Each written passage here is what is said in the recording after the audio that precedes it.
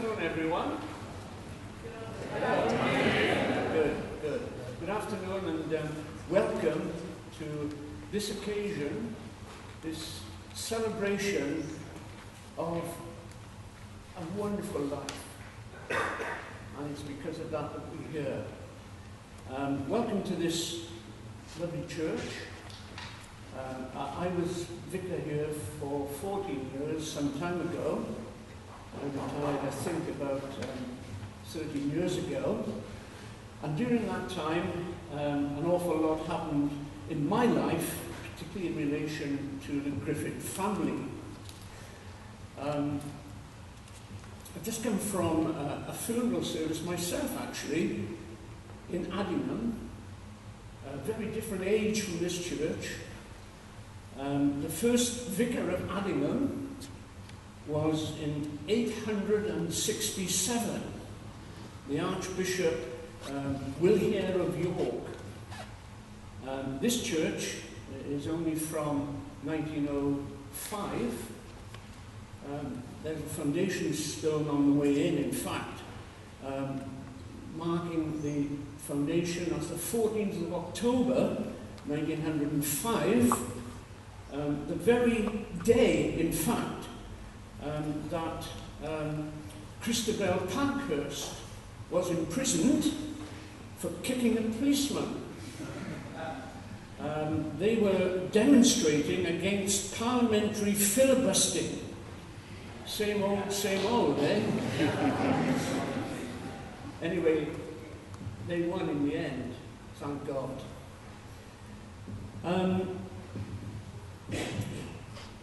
It would be between 1992 and 94, I think, that I received a phone call in the vicarage here asking me to pray for a person I didn't know. He happened to be singing in Germany and was in hospital, suffering, I discovered, from pancreatitis. I prayed for Jim, I did my duty, and then a few years later, not long afterwards, I got to know who he was, and my son married his daughter. Nathan married Annabelle in this very church. Another mark, actually, of Jim's battle against health over a long period of time. Because very, very sadly, Jim could not be here at the wedding. Instead, Annabelle and Nathan, still togged up, went to Leeds, to the hospital, and visited Jim, which was a lovely thing for them to do. And then later on, the wedding photographs were retaken, this time with Jim on board. So that was very great. But having said all that, illness did not define Jim. Not at all. He amazed me by the way he carried this burden.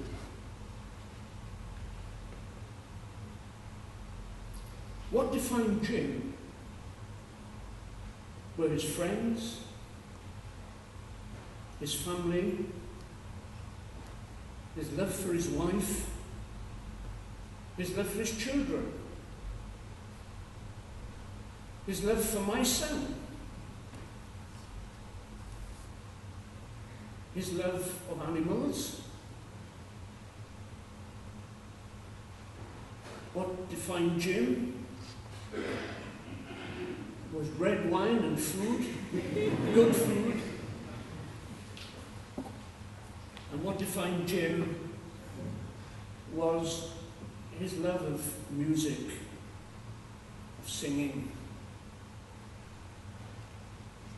In fact, this is a fine example of an arts and crafts movement church, one of the best I've been in. Jim was an artist and a craftsman.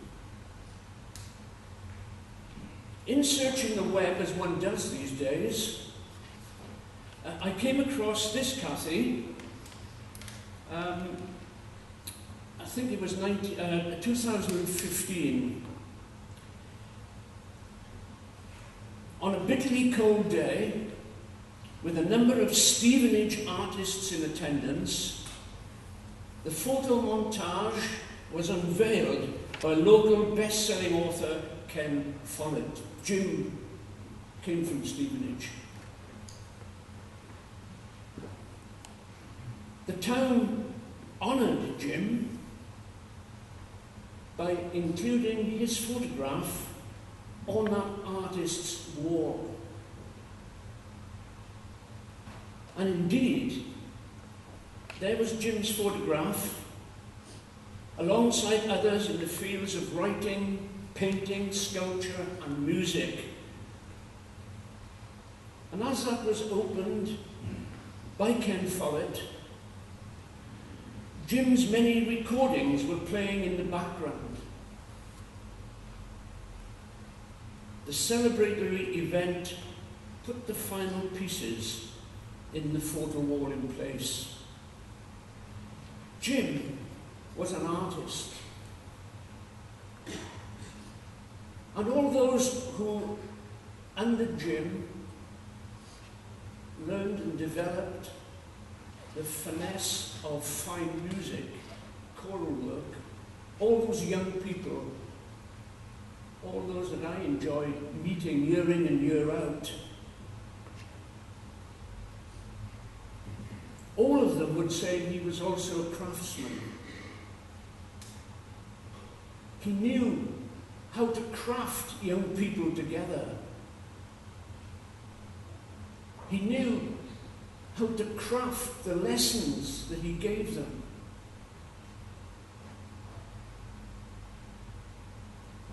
Jim, you were a fine artist and a fine craftsman and a fine lover of family and people. And Jim, that's why we're here today.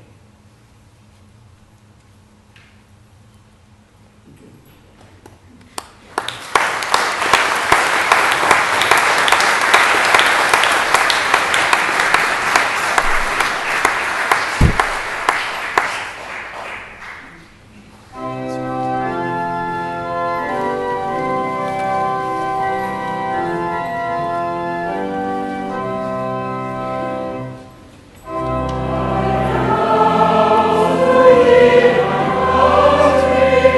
Oh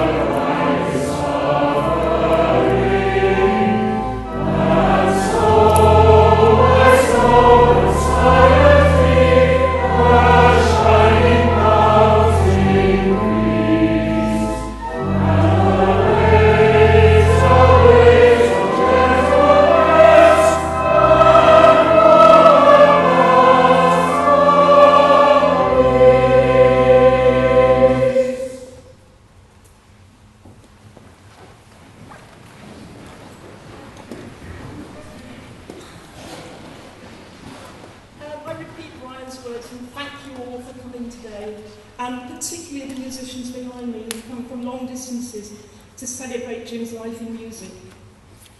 I decided to begin writing these words soon after Jim had died, but it was before the tsunami of messages came flooding through from across the world. Beijing, Memphis, Prague, across Europe, and of course across the UK, telling me how much Jim was loved, how his singing, his voice, his teaching had influenced people in some life-changing ways. And I thought maybe I could read those tributes and that would be enough. But it would have missed out a lot of other things about Jim. So it's back to this resume. Jim always wanted to sing, no surprise. Age 6 or 7, he took himself off to his local parish church in Stevenage and asked to join the choir. This from a family that was utterly bereft of any culture, and a stepfather who routinely delighted in demeaning Jim and his music throughout his life. Despite this, Jim ploughed on. And I suppose ploughed on could be his epitaph. He ploughed on regardless, firmly believing that everybody he met loved music as much as he did. He was lucky enough to come into contact with the local school music teacher, the composer Charles Vale, and his wife, known as Hans and Pip. And they willingly and endearingly took Jim into their house, a child they never had. Hans encouraged Jim in all his musical endeavours, and in turn, later on, Jim pioneered or helped Hans with his compositions when he did his song recitals. In his teens, Jim would turn up at their door unannounced, regardless of whether or not it was convenient, and hang around talking music and singing. And so there came the phrase, Hans would say, Jim, this is your buggering off drink. And it was something that stayed with us. When we got to the very early hours of the morning, we went, another glass of wine? Okay, this is our buggering off drink. Jim's musical life and friends sustained him during a pretty loveless, if not actually unhappy childhood, home life. Having been told by his stepfather that he could not stay on at school after O-levels, he trained as a design engineer on the ill-fated Blue Street rocket before jobbing Peterborough enabled him to accept a post in the choir of Peterborough Cathedral. Whilst there, he was heard by John Russell, a professor at the Royal College of Music in London, who suggested he apply. He did, and was accepted. Funding, as ever, was a problem, and he was helped by his local MP, the local young Shirley Williams. So now Jim is at the RCM and revelling in everything it had to offer. When I wrote that, I thought that's actually a little bit undramatic, it's a bit ambiguous. And what I meant to say is everything it had to offer musically. Okay, it was London in the 60s. In my first term at the college, he was in his last, so I was in the chorus for a performance of Stravinsky's Les Noces when Jim was a tenor soloist, and I remember it to this day. But it was another work, Gerald Finnes's Farewell to Arms, that absolutely touched me to the core. I knew, and he's hearing his beautiful voice, "Oh, time so swift, oh, swiftness never ceasing." Many years later, when we were living here just 100 yards away, he was humbled and honoured to be asked to sing the Finzi at the memorial service at the West London Synagogue for Rabbi Hugo Green. And a footnote here. At the time he was at Westminster Cathedral, where Jim got on very well with the Cardinal, he and ex-Bishop Reeds, the West London Synagogue occasionally requested his services to sing a stonking tenor solo. So, the rabbi got in touch with the Cardinal, and they agreed that on these particular days, Jim would leave Mass early, leave into a cab, and arrive at Marble Arch in time to sing the Sim Shalom. Music, the power of music in action, in a much more minor way than Daniel Barenboim was doing, with his orchestra of the West-Eastern Divan, or as he calls it, the Republic of the West-Eastern Divan, where we have Palestinians and Israelis sitting side by side, playing the same music from the same score. And that shows that music has the power to heal. So, moving on again. I was scratching a living as a singer in London, and we chanced both to be booked for a wedding at at St Mark's and Audley Street, just off Oxford Street. Bread and butter ink. And there we were, across an empty aisle. Afterwards he asked if I would like to go for a cup of tea, and I readily accepted, despite the fact that I loathe tea and I never ever drink it. Fortunately, the Ceylon Tea Centre served coffee, and in terms of the two of us, the rest is history. Jim by this time was a tenor soloist at Westminster Cathedral, a job he loved to bits. 1968, that was the year that was, and his first baby was born, pro-Princeton in Antigua. Sorry, Annabelle, you were the second. Yes, okay. Here today we have the two other founding members, Mark Brown and Paul Eswood, and indeed James Bowman, who was one of the three countertenors who were in that first group. An opportunity to go to Germany, strengthening the tenor section of the Philharmonia chorus, where it was agreed he didn't need to attend any rehearsals, meant that it freed him up to go to Cologne and talk to the West German radio. There he gave them a tape of his first PCA concerts in London, reel to reel. You remember those? Reel to reel tapes. When we moved here 4 years ago, in the transport were two enormous cardboard boxes of reel to reel tapes, despite the fact we hadn't had a reel to reel tape recorder for 15 years. Eventually they went in the bin. So, at the forefront of early music renaissance, PCA was immediately offered a radio broadcast, and rapidly Germany snapped them up.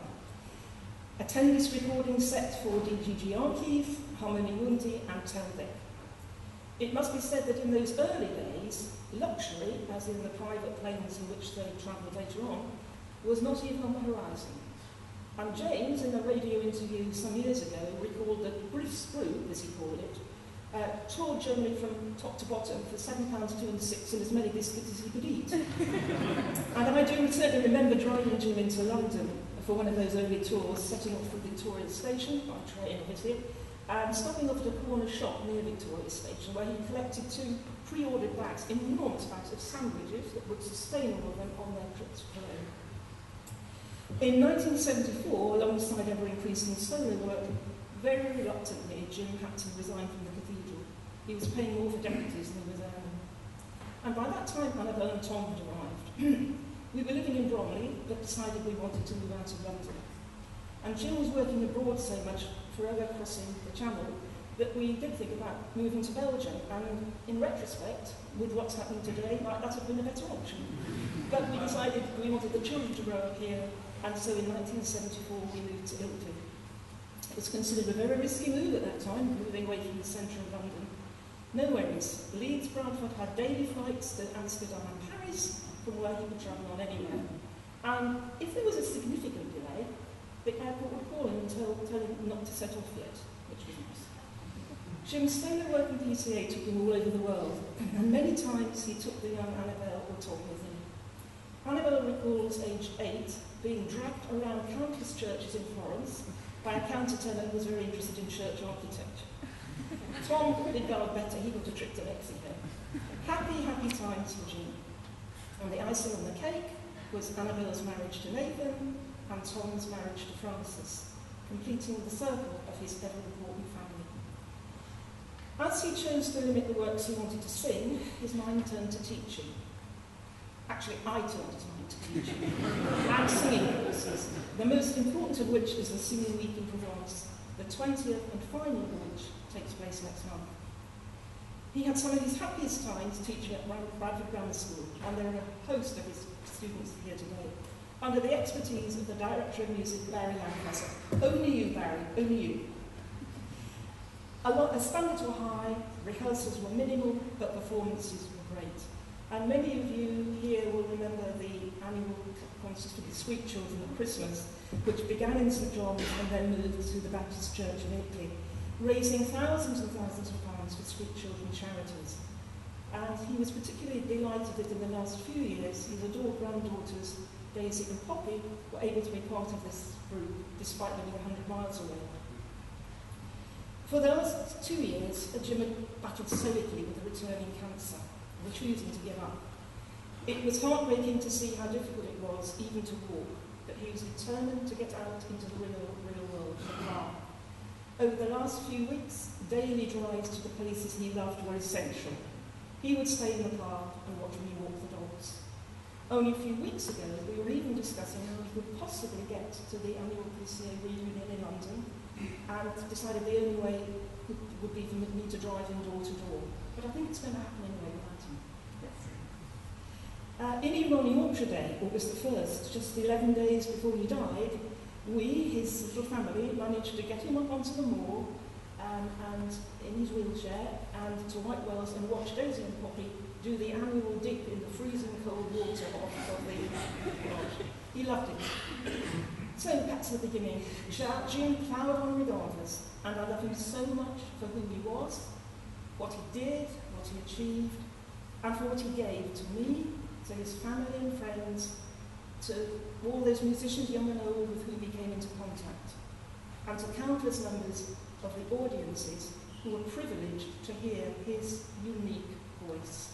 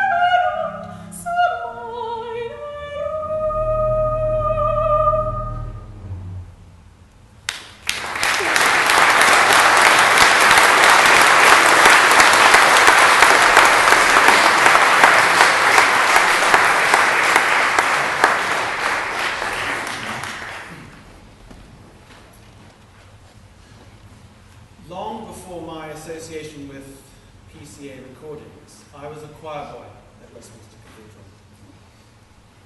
It's an honour to read out Colin Morby's tribute, and I'd like to preface it by saying that one of the first of many emotions I felt upon hearing the sad news was a vivid memory. Westminster Cathedral, special occasion. We'd be rehearsing and Jim would breeze in. We knew that he would be singing the tenor solos and we would savour that.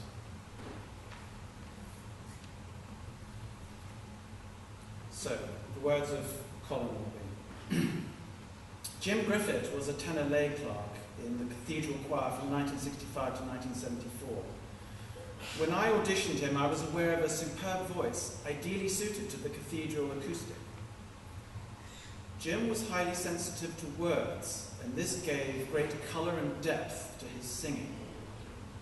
His expressive range was formidable, and the cathedral acoustic added great vitality and excitement to his voice. From the smallest pianissimo to the largest fortissimo, Jim's singing was unique and awe-inspiring. His plain chant was superb, and I recall how much the choir boys enjoyed it. His presence in the choir was treasured by all. Jim had fine personal qualities. He was a committed family man, loved dogs, and breathed loyalty. He always gave me the greatest support. He was the driving force behind the recording that was financed and published by that great cathedral patron, Viscount Furness. Jim loved the cathedral and considered his time in the choir to be one of the happiest periods of his life. Jim also founded one of the world's most successful male voice groups, Pro Canzone Antiqua. He employed the finest singers, and the group undertook countless tours. It made many CDs with the finest recording companies and specialized in polyphony and early music. Jim also had a great career in Europe as a soloist in works such as Monteverdi's Vespers. He worked with leading conductors and orchestras. Jim was a very fine teacher, and in later life successfully prepared many young men and women for choral scholarships. He was very proud of this work. When Jim was at the cathedral, he had a good friendship with Cardinal Heenan, and when he retired, the Cardinal gave him a beautiful pewter tankard inscribed with his coat of arms and the years during which Jim was in the choir. This was one of Jim's most treasured possessions, and the Cardinal's generosity underlines why I reverence him and consider knowing him one of the greatest privileges of my life. I have a great respect for Jim, and I'm sure he has quickly become a great asset to the heavenly choirs. May his great soul rest in peace. In paradisum deducant te angeli.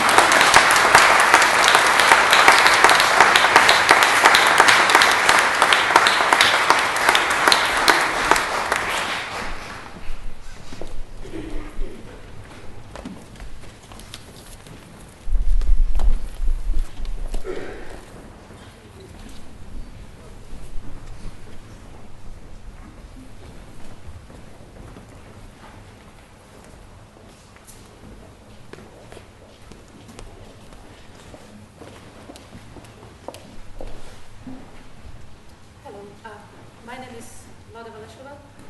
I met James and Kathy and their family in Czech Republic, so I will represent a little bit of memories and connection with that country, which I think was deep and loving and profound.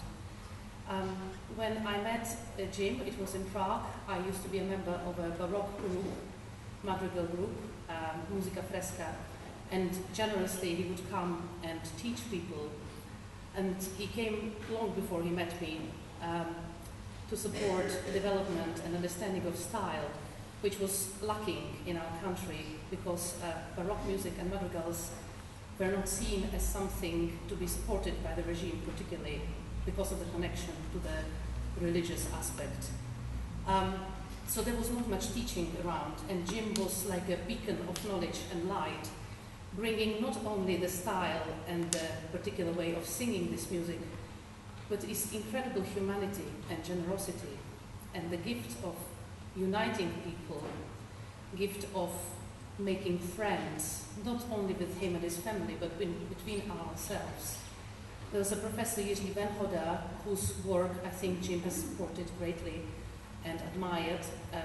He was leader of the Prague Madrigalists and was bringing a knowledge and stylistic finesse to singing this particular music. After having met Jim, he would generously bring generations of singers here to Britain. I personally came to accompany two of my colleagues at the Grimsby singing competition, and Kathy and Jim would host us absolutely generously in their home. Also, Mr. Jadov and Mrs. Jadov were incredibly generous to us. And we would have hours of coaching on this beautiful repertoire, which frankly I knew nothing about in a sense of style. We were taught to play everything in a very romantic and dramatic way. So to hear that purity from such a source as Jim was like coming to the source of that music itself. And the generosity which he would share, not only his knowledge but his friendship and his home, his family, his friends, is difficult to surpass. There were also many happy years in summer school in Valtice, which is in Moravia, a wine-growing region, and many happy evenings also in the wine cellars of Valtice. I heard of a story, apparently, of somebody trying to get to the accommodation through the window, as people got a bit detracted in some of the wine cellars, so it wasn't me. So what I decided to play today is a little bit of Moravia, to bring it here to Ilkley as a gift from the Czech side. This is a piece by Leoš Janáček, who's a Moravian composer, who waited until he was 64 years old to finally be recognized for the unique voice he has as a composer. The cycle is called In the Mists, and having woken up this morning and looked at the moors and having seen the mist rolling into the countryside, it reminded me very much of Valtice on some of the late August, early September, when the wine is being gathered and the autumn is setting in. So as a gift from Moravia to Jim, In the Mist, number 1, Andante. Thank you.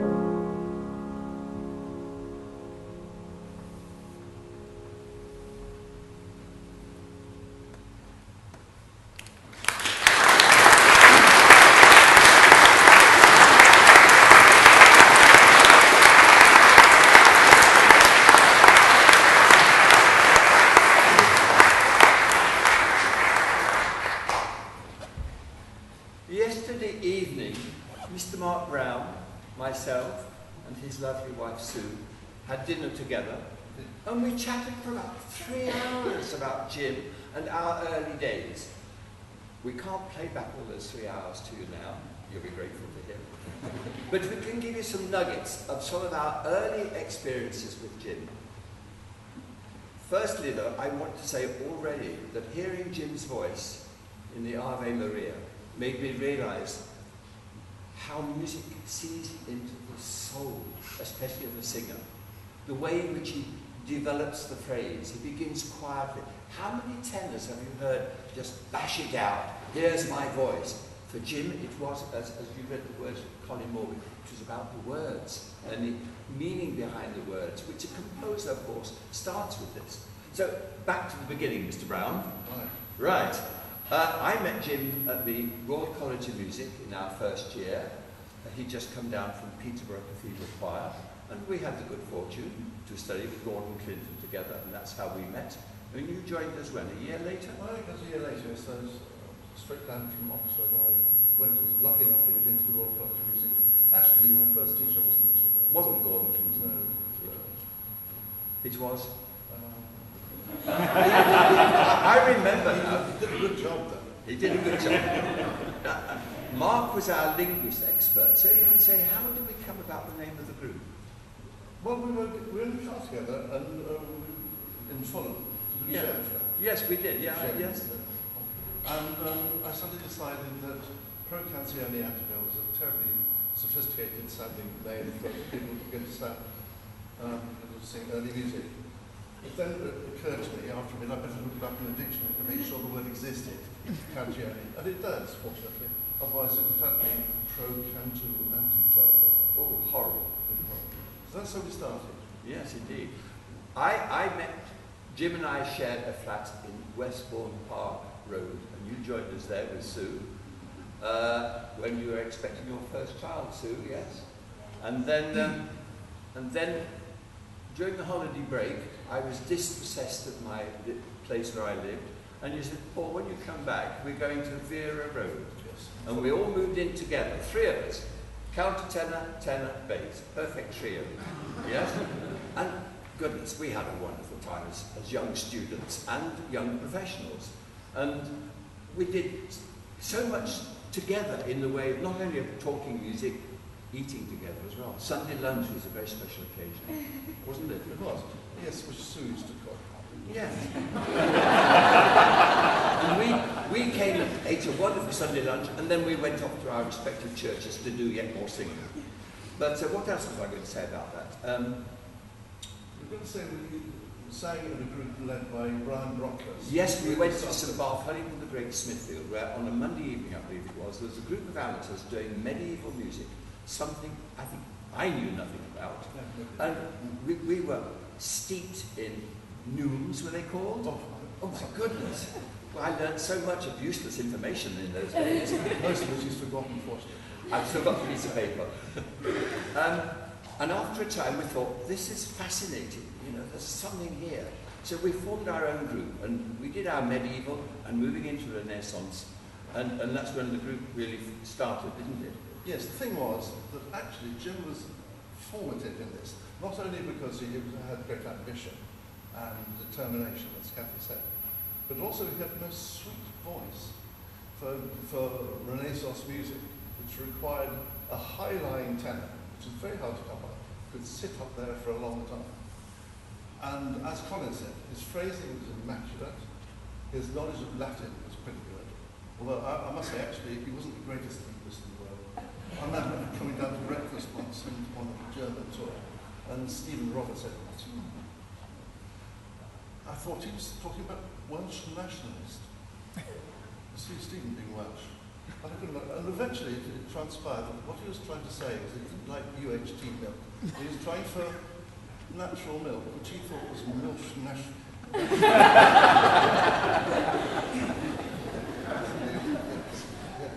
And there was one other linguistic thing I remember very clearly. Sorry, Paul. No, please. When queuing is a bit vague in Germany sometimes, and Jim was not the most patient of people. I remember him, also I think it was at breakfast, trying to get a boiled egg or something, and a couple of people got in his way, and he was saying, "Ich bin Ernst," which to most of us means, "My name's Ernest." He thought I was first. But he did sing English beautifully. Yeah. So then, moving on a little bit, Jim, myself, and Judith Ridgway. Judith, there she is, look. Ridgway, as you were. We did the Britain, Abraham and Isaac together intensively. We even took it to Peter Pears for some coaching, and we took it to the Edinburgh Fringe Festival. And then some years later, we recorded it. And who was the recording producer? Mr. Brown. Oh my goodness. And if you've never heard beautiful tenor singing, and myself as well, get that disc, it's still available. And what fun we had. And Jim wanted to expand our contacts across the world. So he wrote to people he knew in South Africa, said, could we come and sing the Abraham and Isaac, you see? These two singers, Judith, and you had a letter back. You're very welcome, we'd love to have you and the female singer. So Mr. Griffett wrote back, I'm sorry, it's a man singing there. I'm sorry, came the reply. We don't have those kind of things in South Africa. That was very sweet. Too many in England. But also, on one occasion, he had a very high-speaking tenor voice, and he was mistaken for Mrs. Griffett. And he did complain bitterly about this. So he had this letter apology. Dear Mr. Griffett, we do apologise for calling you Mrs. Griffett, and the envelope was addressed to Mrs. Griffith. Where did we get to? Oh yes, from Westbourne Park Road we went to Vera Road. And we did a few concerts from there, didn't we? We did. I remember being terribly professional. It just reminded me knocking that microphone off the stand. I remember our first concert. We had all our music laid out on 3 stands. We thought we'd just go in there, get our note off, and off we go. And Jim usually kicked his music straight into the front row of the audience. We were never slick in that sense, like the King's Singers. But what we did have, which I hope you will appreciate, was we believed that Renaissance music, especially, we needed to hear the individual lines. So we always had singers who had a soloistic character, which would come through the texture, so you could hear the lines entering. And that was the great hallmark of Pro Canzoni Antiqua. That made us different to other male ensembles, or even mixed group ensembles, who wanted everything to King's College, Cambridge blending, which I have nothing against. Please don't misunderstand me, but our style was somewhat different. Would you like to expand on that? Yes, I think that's true. It also made life very difficult because we had a lot of very fine solo singers. I mean, we just look around here. The singers. I see an array of them. Yeah. And it became, of course, more and more difficult to, no matter how hard Jim tried, to keep the same core of people together because they're always going to sing operas in Amsterdam or something in Czechoslovakia or something. But it's the reason why gradually it became more and more difficult to get the PCA together at that level, which is why I think gradually, after 15, 20 years, it sort of faded away. Yes. Fortunately, there are hundreds and hundreds of records left which you can all go out and buy, which show us at our best. Not that I think you'll probably hear it at our best in a few minutes, or not quite. We're a bit like the famous pop groups, you know, who had a great fame 30, 40 years ago, and now they come forward and try and recreate what they did 40 years ago. We'll try and do that with more or less the same success. I just wanted to say there was one very influential person who is not here today, and that is Mr. Bruno Turner, who became a friend of the group and found so much wonderful music, especially in Spain. So we did a lot of Spanish music, and he used to edit this music, and we used to perform this all over the world, made many recordings. Bruno used to conduct, can I use that word lightly? And those members of the PCA will appreciate when I say we usually had tempo di turno, yes? Everything was the same speed, and Bruno would get lost, and we'd say, don't worry, Bruno, just keep doing that, we know where we are. And those the same technique. So that's really, we just wanted to kind of present those early years. And I'd like to say, well done, Jim, because it wouldn't have been anything without you. Not only your singing, but actually the fact you've stuck with us and stuck us together and got all our contracts with Diego and Kathy. And thank you, Jim, and well done. yes, thank you.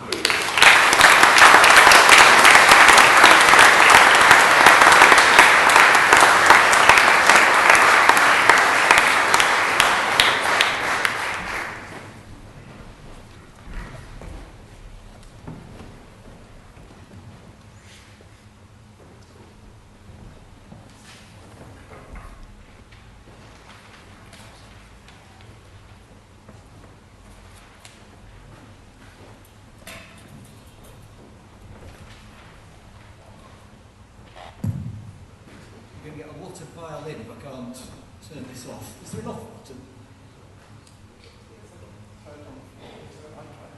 It's off. Thanks.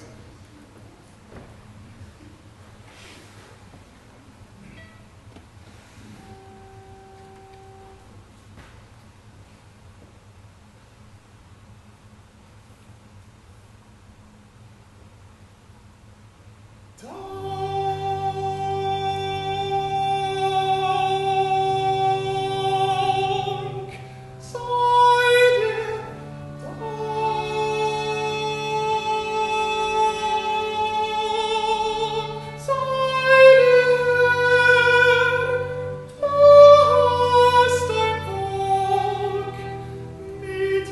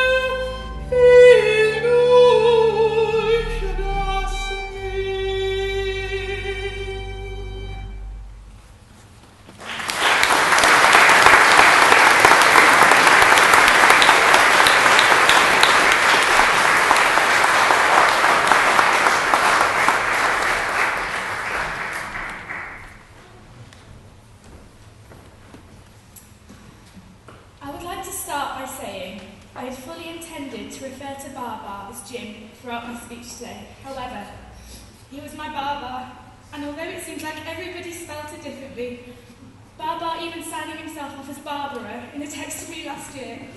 To Poppy and myself, he was just Baba, and that's how he will remain. Pops and I have been very fortunate to have seen so many different sides of Baba.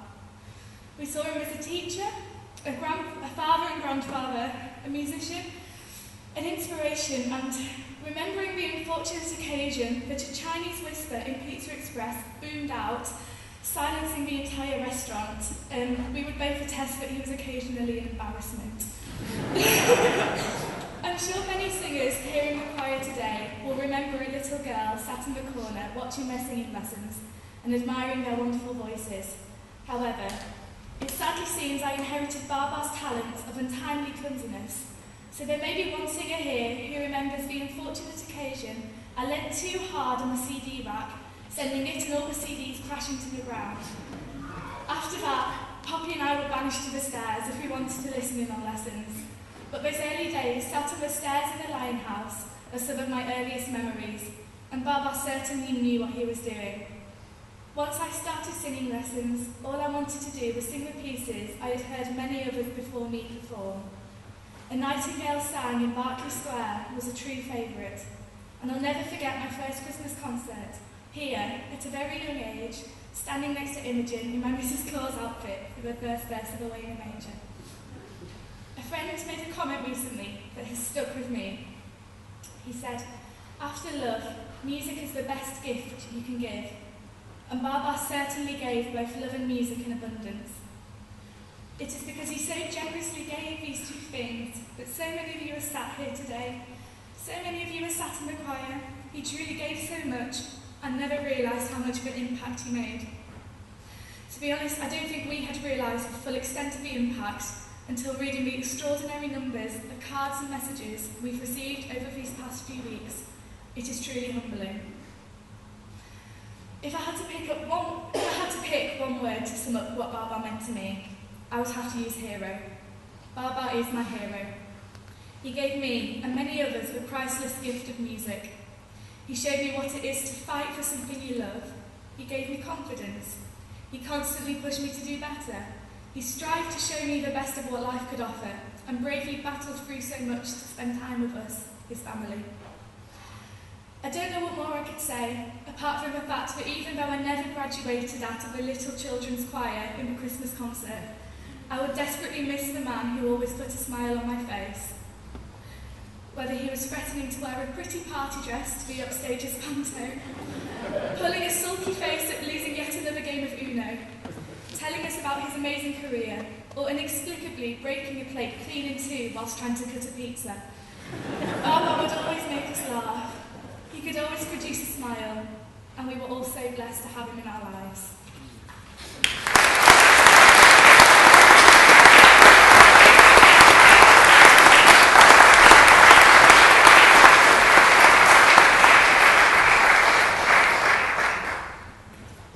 Daisy's story just then reminds me of a few things from my youth as well. I think she's not the only one that got the clumsy gene there.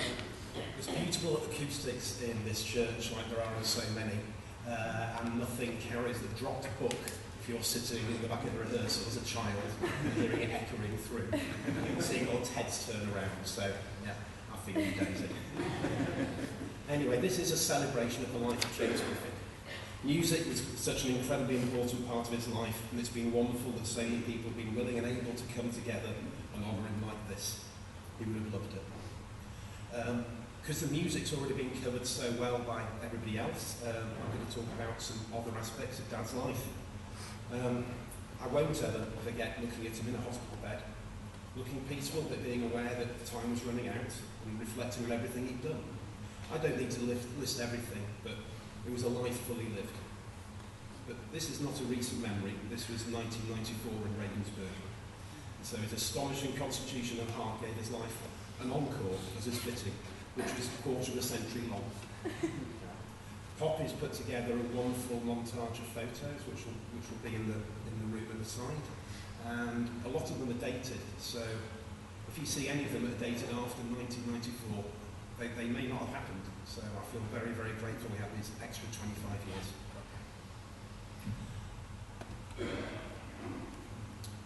It was a surprise to nobody that after that he carried on full pelt like a steamroller, no sign of slowing down. But after a time there would become a shift in his professional focus.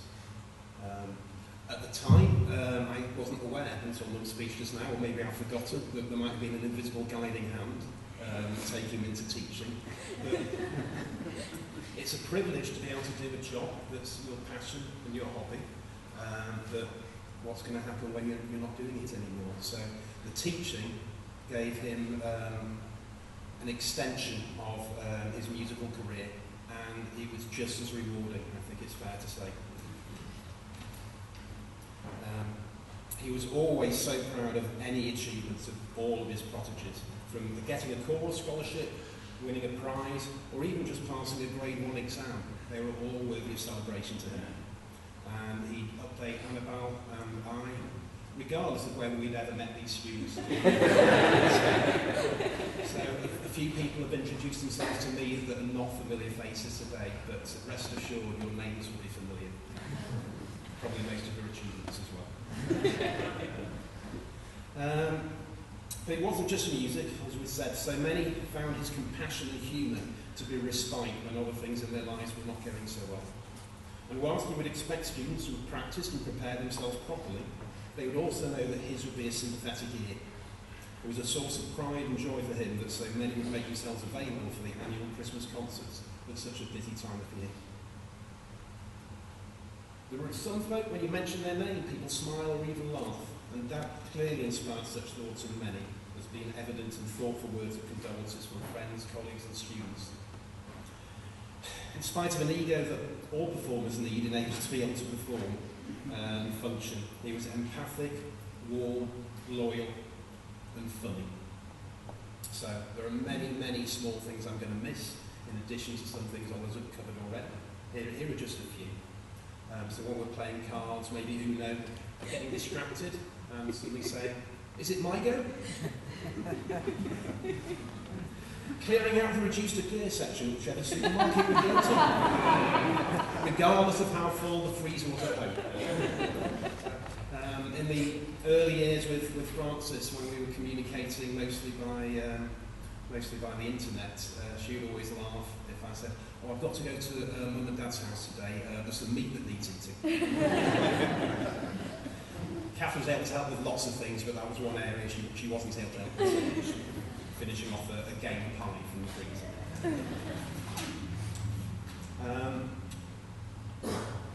When a TV drama finished without a proper conclusion, he would always exclaim something along the lines of, "Oh no, not another Channel 4 ending." He really loved a coherent narrative arc, and when the baddie gets their comeuppance at the end, ideally whilst waving a fist and slapping it down their head. So, I'm sure most of you have got a favourite Jim story, so perhaps now is not the time for me to reel out all of mine, but I very much hope that after this we can exchange a few.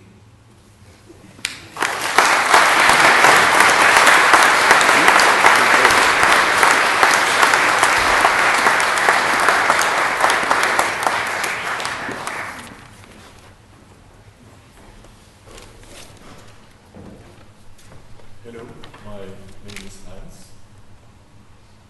50 years ago, it's unbelievable, but I sing the Monteverdi Festival in Bruges, and I met there an enormous person that was James Griffett. A very free spirit, an enormous musician, and a wonderful person.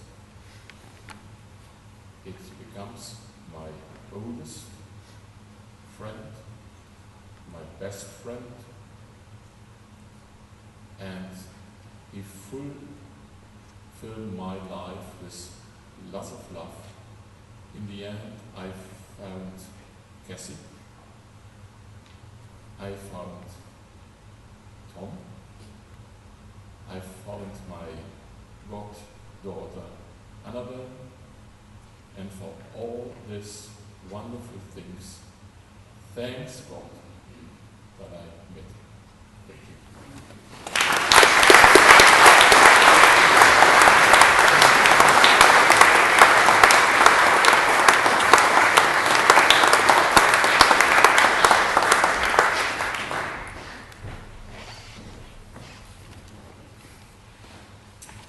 It's really wonderful to see so many of my father's friends, pupils and fellow singers here in this church.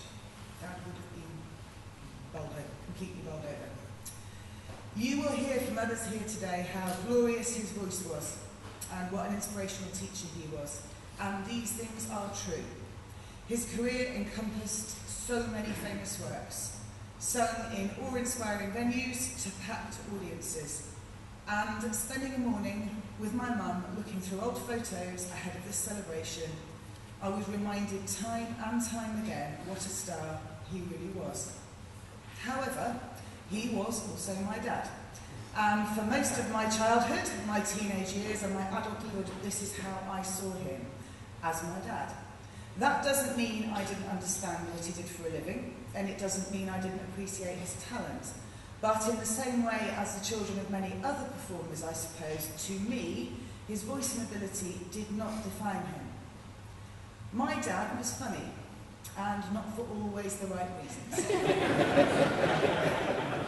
Since his death, many of my friends have written to me expressing their sadness at his passing and wanting to tell me about what a fabulous person they thought he was. Not one of them mentioned his voice. They told me what a warm person he was, what a loud person he was. They reminded me of happy times spent at my parents' raucous New Year's Eve parties, where everyone, even my goth friends, were welcome. A friend reminded me of many evenings spent at the quiz night in the Junction pub in Ilkley, when my dad got overexcited and accidentally shouted the answers out. And even when trying his best whisper to answer, still managed to pretty much broadcast it to the whole pub. And they were not amused. Another friend talked fondly about how Dad always had a pat and a kind word when he was running the clear round ring at our local riding association horse shows. Yes, and he had a pat and a kind word for anyone whose pony had, well, let's just say, let themselves down. The Jim that they remember in their hearts is a true family man, a generous and kind spirit, someone truly interested in young people and who loved all animals, big or small. Many of you here will be able to talk expansively about my father's musical professionalism, but I can tell you that was not always the case. 3 years ago, I purchased a spectacular box of Christmas crackers. Inside the box was a conductor's baton, some simple sheet music, and 8 crackers. When pulled, each cracker revealed a numbered chime bar. The idea was that following Christmas dinner, we would spend a happy hour producing harmonious festive tunes. This was not the case. Firstly, Dad took exception to musical arrangements. I mean, we are talking simple here. They were numbers rather than notes, and there were limited notes at that. Secondly, he was somewhat lacking in musical coordination. When tasked with hitting chime bar number 6, when pointed at by the conductor, he failed to hit it so many times, he was demoted to chime bar number 1, the least used chime bar. And even then, it was 50-50 as to whether he remembered to hit it. To this day, my Amazon wish list contains a single chime bar tuned to a B flat. And this year, I will buy it, I will renumber the chime bars, I will rewrite the music, because that's what Dad would have wanted. It would take too long for me to tell you about all the happy memories I have. Too long to tell you about all the times we clashed, which we did on a fairly regular basis in a loud and infamous way. I feel so lucky to have been able to spend time with Dad abroad. My earliest memories involve being on tour with some of the people sitting here today. However, again, these memories are less about the music. Being bored in concert halls was definitely a thing when I was a child. But outside of these rehearsals and concerts was a vibrant and exciting world of travelling, eating, and spending time with my dad and his friends. Yes, there was the odd boring afternoon being dragged around churches, thanks for reminding me, Mum. But there were far more memories of unbelievably crazy post-concert parties, inevitably involving wine, beer and food of varying quality. When I returned to school every September, I was asked, as we frequently were, to write an essay about my summer holiday. It was often a struggle to know where to start. So there you have it, a snapshot of my father, Jim, outside of his musical world, in my world, where I knew him just as bad.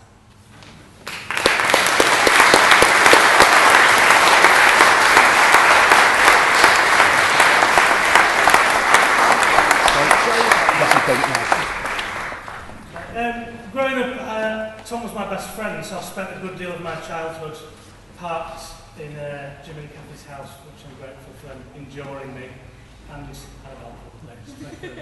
I remember the first time, well, when, you know, I'm sure a lot of you have been there to Lyndhurst on Margerison, about 30, 40 metres away. Huge, beautiful house with just music paraphernalia everywhere. I remember scurrying up to Tom's room to do something probably terribly geeky, like play Dungeons and Dragons or a computer. And there was this magical sound that was permeating through the walls of classical music and just this voice doing scales. I remember the first time I was there, what is this? And Tom told my dad to sing it, and he's practicing. I remember being quite young and thinking, is that something you can do for a living? That's fantastic. And it was just there, it was always there. When I think back to those times, I think of that sound just there in the house, and it was beautiful. I've gone to be, study music and be a music teacher myself. I can't help but think that somehow, permeated into me and influenced me. Just that realisation that that was a viable choice of something to do. And it was this great talent just in the background influencing me. I just like to share a couple of fond memories I've got of Jim.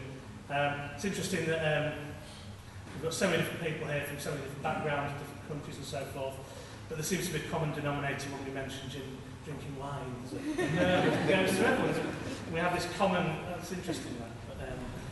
But, I was out of the country for a few years, and then my wife from a different country, and I brought her back for probably the first time we met Kathy and Jim. I think a few of you were there, Alistair, you were there. There was a barbecue in the back garden, if you remember. And I've been telling my wife about Jim. It's amazing thing. You must hear him. He's just his voice. You will not. You can't unless you hear him. So I was trying to get him to sing, and Kathy was, "You will not sing, Jim. You will not sing. You will not." And it's like this has happened before. And people who know me know I'm a bit of a rabble rouser. After a few pints, so I was saying, "He'll sing." So all night I was thinking, "Sing, sing." And he's going, "Oh no, I." And I thought, it's going to be 3 more glasses of wine. And I said, "Look, Kathy's in there. Kathy's going to the toilet. Do it now." He's going to go. He's going to go watching it. And just all of a sudden, it was outside in guys, and there was this, "No!" And before you could still hear it echoing around the village, Kathy was immediately, "Jim! Jim!" And he was pleased with himself. You got it out. And I feel, even though I do apologise, Kathy. And I take the blame for that one. I was really privileged a few years ago, 4 or 5 years ago, we got married. Tom was my best man, and it was the other side of the world, And I asked Kathy and Jim if they wanted to come, and they said yes, which I should be surprised by, because I think they realised it was an excuse for a carry-on, And so there's about 30 of us, a lot of people here were there. And on my wedding morning, I asked Jim to sing, and he sang some traditional song for lovers. It was probably about 7:30, 8 in the morning, wasn't it? On the borders of Cambodia, half-built shacks, mud floors, pigs' heads in buckets. And I just thought, this probably isn't even the weirdest gig Jim's ever had. Knowing how amazing he's been at, even in decades ago, going across and embracing other cultures, embracing other music, which wasn't a done thing and wasn't an easy thing to do. And that was one thing growing up, you've been where? you've done around the world, these amazing things. Anyway, so when he sang on for my wedding and I had my daughter doing a bit of ballet at the same time, that's probably the most special moment of my wedding. You know, I can say that because my wife's not here yet, so we'll get away with that. The last time I saw Jim was down at Ilkley Food Fair, and it was in the fields down here, and he was in a mobility scooter by that point. But of course, the biggest problem wasn't this mobility, getting across the mud and whatever. It was keeping his white wine. You know, still remember that, yeah? And the last time I saw him, I remember, because the wine was extortionate, wasn't it? And I said, I had to go and pick my daughter up from a DV expedition. I said, I'm coming back in about half an hour, I'll buy you a bottle of white wine. And I did, and I came back and they had to go. So he never got to drink it, but he's left me a bottle of white wine, so he's giving till the end, which I really appreciate. He's a beautiful man, as you can tell by the amount of people who come here.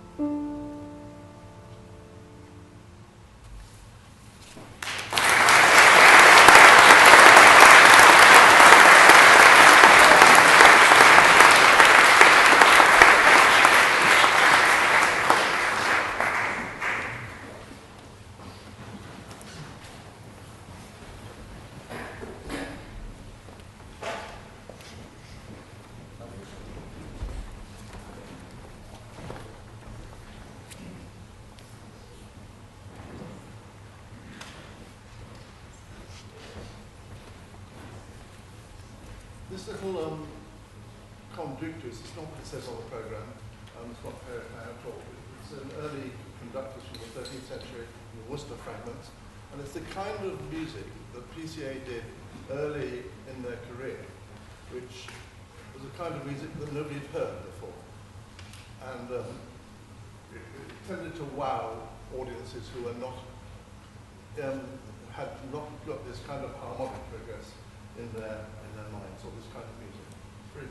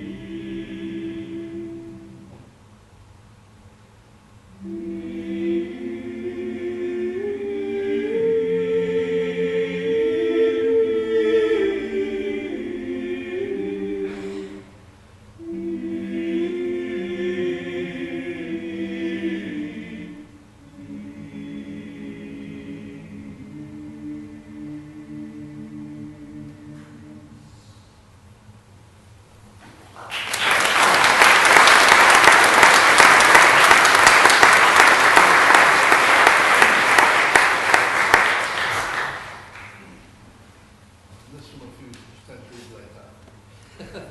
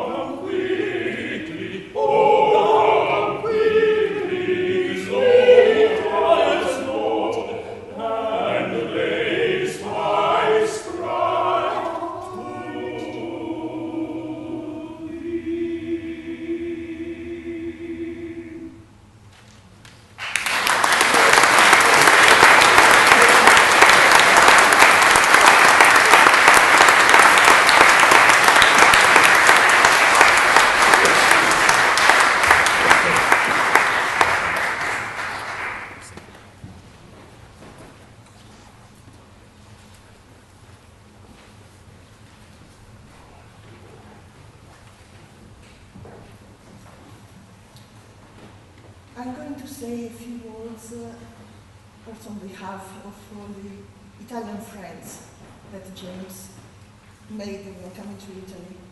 And I'm bringing here the love, the gratitude, all the good memories that we have accumulated during the years, starting from that summer 31 years ago when we met Brocanzone Antiqua in Florence. And that was really a kind of dream for us. A group of friends just finishing university, starting our own ensemble because we loved singing all the music. And we couldn't believe our luck when we saw that there was going to be a summer course in Florence with some of our legends. So I said, yes, let's go for it. And that was really a life-changing experience because even at the time, we didn't really need Jim as a tutor for us. We were just working as an ensemble, so we had other tutors. But it was really impressive for us to see how much heart he put into his singing, all the different flavors that he was able to give to the words that he was singing, expressing the deepest sentiments, the deepest feeling, and the lightness that he was able to put into his voice. So of course we wanted to keep in touch with him, and it was great to find out how he was really at the heart of the Brocanzone Antiqua and generous and open to meet new friends, even if we were sort of nobody and just young. Not even professional musicians, not even studying music, just loving music, loving to sing. And we could tell how in his soul that was sort of the important bit. So he was really encouraging and open to, let's say, make us also become international. He, in international terminal, invited us to courses all over Europe. So we found out that after Florence, after all, there was Canberra, there was Partize, there was England, Yorkshire, Provence, and every time the music was an occasion to make new friends, share the common love for music, share the human experiences, and it was at the heart of that. So it was really a wonderful occasion for us, not just to find out that music could be a joy also for us apprentices, but also a way to become better. Become better because sometimes only with the singing, with the music, with the listening, we can express and find what we have deeper in our heart. And Jimmy was very generous with his singing, with his teaching, with his time. After we met, he always found a way when Procanzione Antico was coming to Italy to sort of have a couple of days more to stay in Milan, give teaching lessons to groups, to single singers, students, and always encouraging, always finding, we call it the magic word to fix every singing problem. So the famous phrases that he taught us to learn while practicing. And he was very generous also in taking part sometimes with concerts with our small groups, our small choirs. I remember a wonderful Allegro Miserere in a parish church in Milan, where it was really incredible to have him singing one of the soul beats. And all these things have been sort of shared at the time and kept and treasured during all these years that we have known each other, as I said, 31 years ago. But then, of course, we had more occasions in past years to spend time together during these summer courses that we had in recent years. And what he taught us about singing from our heart, singing with passion, giving the weight to the words and the, how can we say, the lightness, and at the same time the powerful music feelings in our singing as something tested with us. So not just the technical suggestions, but the heart of the singing that he taught us to follow. So that is really something that I wanted to share and say thank you again, Jim, for having made this possible for us in Italy, and for starting this sharing of experiences with friends around the world that is going on, even after all these years. And at the same time, I wanted to bring some of the words that my friends back in Milan wanted me to say. That Jim was really a bella persona, we say in Italian, so really a beautiful human being, such a great heart, and so incredibly always supportive and transferring to us the joy of singing that we are going to treasure whenever we do it. And so once again, grazie Jim. Arrivederci.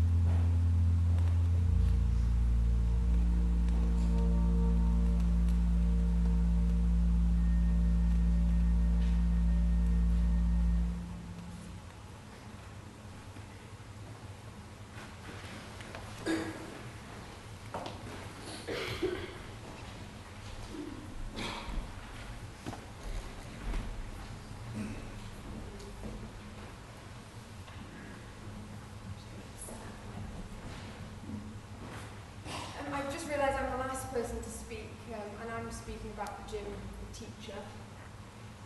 So I met Jim nearly 25 years ago, and I probably don't look that much older than 25, but I am a little bit older than that. He taught my older brother, because he was at BGS and my brother was a choral scholar.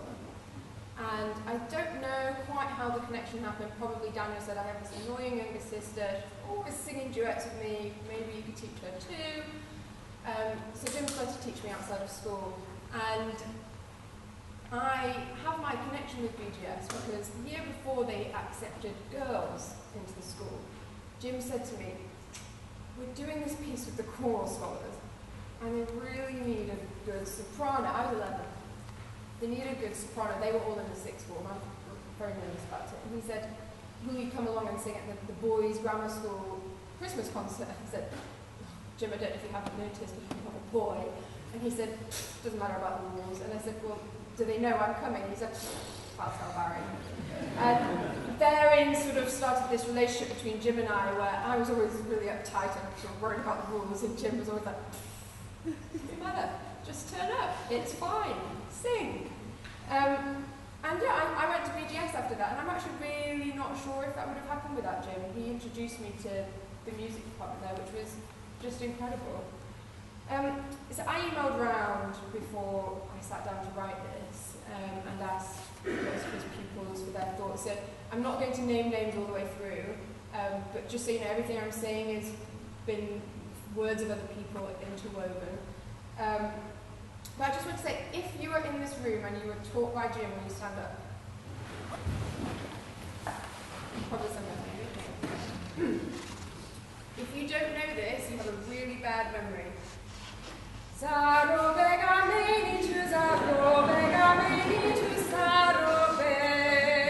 Repeat.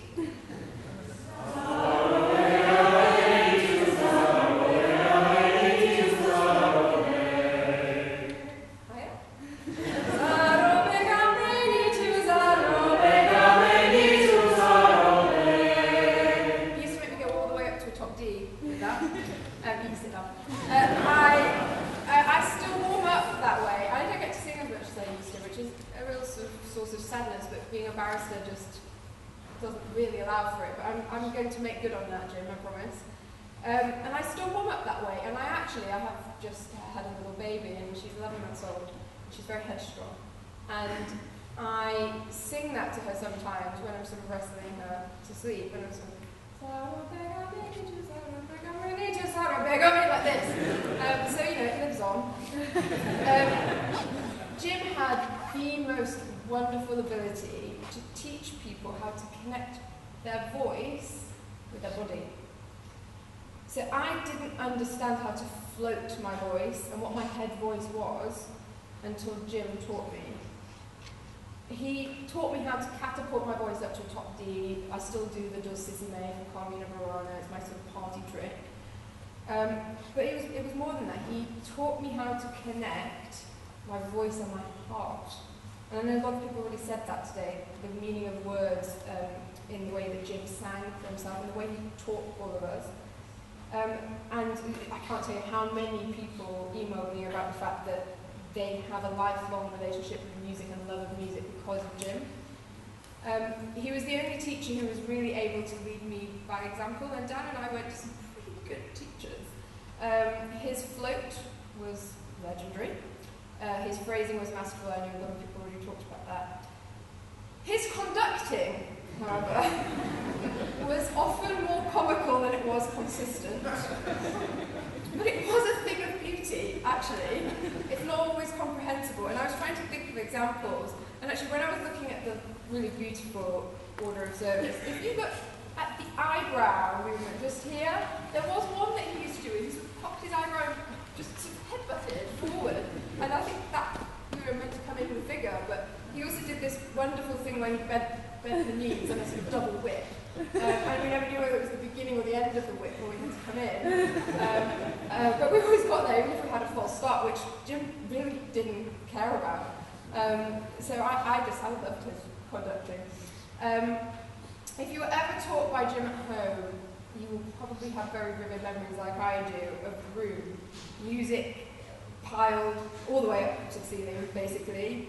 And I have a sort of quite vivid memory, Kathy, of Jim trying to accompany me, and sort of as he was hammering down on the keys, he sort of wincing every so often, sort of wanting to step in and maybe accompany every so often. But it was just such a lovely, warm place to be. It was such a hub of talent and creativity, and it was a really inspiring room, partly because you could see all of his posters up and his CD, you know, these CDs in sort of misshapen piles that you wanted to kick over and go to the piano and, you know, to grab something for me. And I just found him so inspiring and being in that room with him. My brother said to me, he probably was also the person that inspired in me my sort of extremely tightly bound need for organisation, because I can't stand mess. So Jim and I used to be in this thing with all the music everywhere, and I'd just be like, oh, Jim. And I know that a few people emailed me about the generosity, particularly later on in his life. He would give a lot of people musical scores, and he just gave away. I know Chris Trenno, and he gave lots and lots of musical scores to. So I know everybody really loved his generosity when it came to that. I've written here, a lot of people will speak about Jim as a singer. Move on. So I could list all of the things that he gave me as the person who coached my voice. Particularly with Dan and I really felt like he just gave us so many opportunities. You know, the first time I sang Messiah solo, that was because of Jim. I got to record. He got Colin Morby to compose a piece set to John Donne for Tis and I, just because he could. And he, we got to go to Provence, drink wine. We were probably underage. So he just so many opportunities. But the resounding thing that came back to me with every email, and also just of what I wanted to say, is just how wonderful Jim was as a person. It's clear everybody in this room thinks that already, having listened to everybody speak. He was so much more than a teacher. He was my friend, he was an advisor, he was a paternal figure, and he was a really safe place. And he cared so much more about your voice, or whether or not you were headed to Oxbridge for a choral scholarship, or the Royal College of Music. And if that's what you wanted, gosh, he was in your corner. He would mould you, he would support you, he would share his contacts, he would really push at doors for you, he would take you for I think for me it was sherry, somebody else said a pint of bitter to sort of calm your nerves before a big audition. Literally, he basically would have given me the shirt off his back if that would have helped you. But what was wonderful, and I think Tom said this as well, it didn't matter if that wasn't what you were aspiring to. So actually, he was just as supportive and wonderful for those people who didn't aspire to that, and they just wanted to sing. They just wanted to learn how to sing and to be shown, and he was just so supportive of that, and I think he was wonderful. One other thing quite a few people emailed me about was his bear hugs. I'm sure many people have been the recipient in this room of a big old Jim bear hug, and his big bright smile. And I personally would go to Jim if I'd had a bad day at school, and he'd give me a bear hug, give me a pep talk. He'd tell me why my boyfriend was not deserving. He really disliked my boyfriend. And he would say, it doesn't matter about that test, it doesn't matter you didn't get an A, never mind. And I would sort of bounce back out of the room having gone in dejected. And in fact, Jim and I were so close, I would say. He was so paternalistic towards me that he actually had to endure my sort of teenage Mardy phase, where I actually could be quite curt with Jim. I could be sarcastic and moody and sort of irrationally angry at why he was doing something. And he sort of stuck by me nonetheless, because he was like a sort of father figure to me. And he didn't need to be, but it's just how much he cared about other people that he taught. So I just want to say, really, even with my Mardy phase, I just never stopped appreciating and loving Jim. And I think, Jim, you should know that we all loved you. And for those who might not have appreciated you as you maybe deserved, I think you should just know it's because they didn't really know you.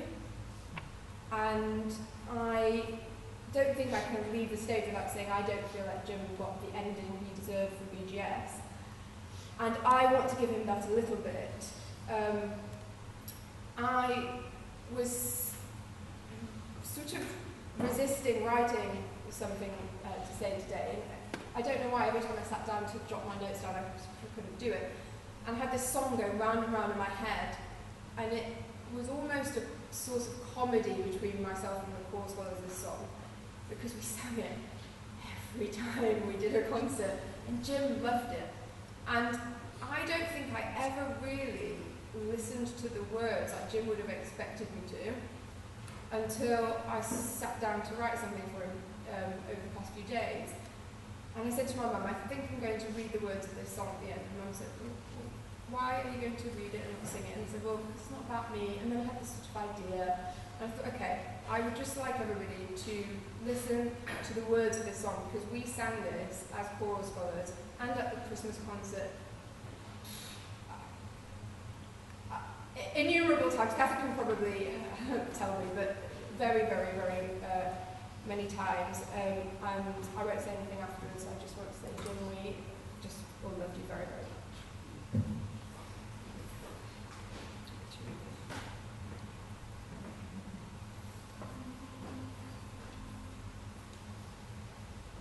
The tree of life, my soul hath seen, laden with fruit and always green. The tree of life, my soul hath seen, laden with fruit and always green.